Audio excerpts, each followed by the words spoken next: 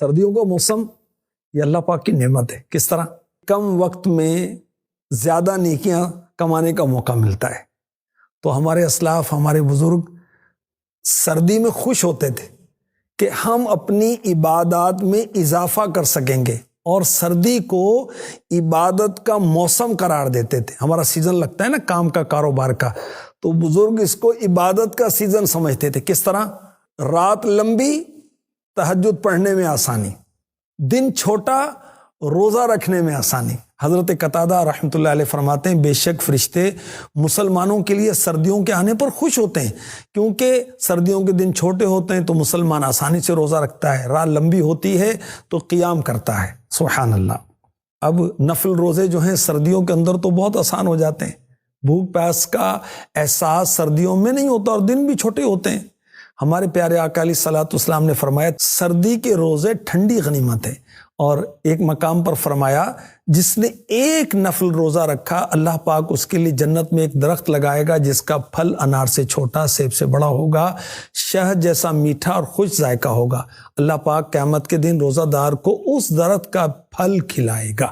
سردی کے اندر وضو کرنے میں سستی ہوتی ہے اور پورا وضو کرنے میں غفلت بھی ہو سکتی ہے. تو آئیے میں آپ کو بڑی پیاری ایک روایت سناتا ہوں. حضرت سیدنا حمران رضی اللہ تعالی عنہ، ان سے روایت ہے کہ عثمان غنی رضی اللہ تعالی عنہ نے وضو کے لیے پانی منگوایا. سخت سردی کی رات تھی، نماز کے لیے باہر جانا چاہتے تھے. تو حضرت حمران رضی اللہ عنہ کہتے ہیں پانی لے کر حاضر ہوا. آپ نے چہرہ، دونوں ہاتھ دھوئے. تو میں نے عرض کی اللہ پاک آپ کو کفایت کرے، رات تو بہت ٹھنڈی ہے، بہت سردی ہے، آپ اس سردی میں وضو کر رہے ہیں. فرمایا میں نے نبی پاک صلی اللہ علیہ وسلم کو فرماتے سنا جو بندہ کامل وضو کرتا ہے اس کے اگلے پچھلے گناہ معاف کر دیے جاتے ہیں. میرے آقا صلی اللہ علیہ وسلم نے فرمایا جس نے سخت سردی میں کامل وضو کیا، کمپلیٹ پورا وضو کیا، اس کے لیے ثواب کے 2 حصے ہیں. ایک بزرگ رحمۃ اللہ تعالی علیہ فرماتے ہیں جو شخص سردی میں روزانہ 1 گلاس گرم پانی پی لیا کرے وہ بیماریوں سے محفوظ رہے گا. جب وضو کریں، آپ غسل کریں تو گرم پانی، نیم گرم پانی استعمال کریں، جرابیں استعمال کریں، چمڑے کے موزے استعمال کریں، سویٹر اور گرم لباس استعمال کریں، اور کانوں کی حفاظت کریں، اس کو گرم رکھنے کا مناسب بندوبست کریں.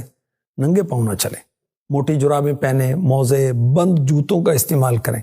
سردی کے اندر ہیٹر استعمال کیے جاتے ہیں، وہ گیس ہیٹر بھی ہوتے ہیں، الیکٹرک ہیٹر بھی ہوتے ہیں، مگر یاد رکھیے سونے سے پہلے اس کو بند کر دیں ورنہ آگ لگنے کا خطرہ ہے.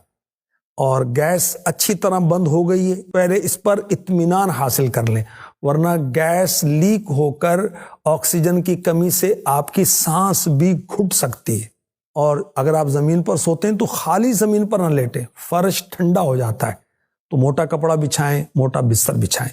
سردی کے موسم میں موٹر سائیکل پر سفر کرنا تو بہت یخ ہوائیں ہوتی ہیں، تو ہیلمٹ استعمال کریں، گرم لباس وغیرہ بھی استعمال کریں. بچوں کو سردیوں سے کیسے بچایا جائے؟ بچوں کو دیسی انڈے ابال کر کھلائیں اور بڑے بھی کھائیں.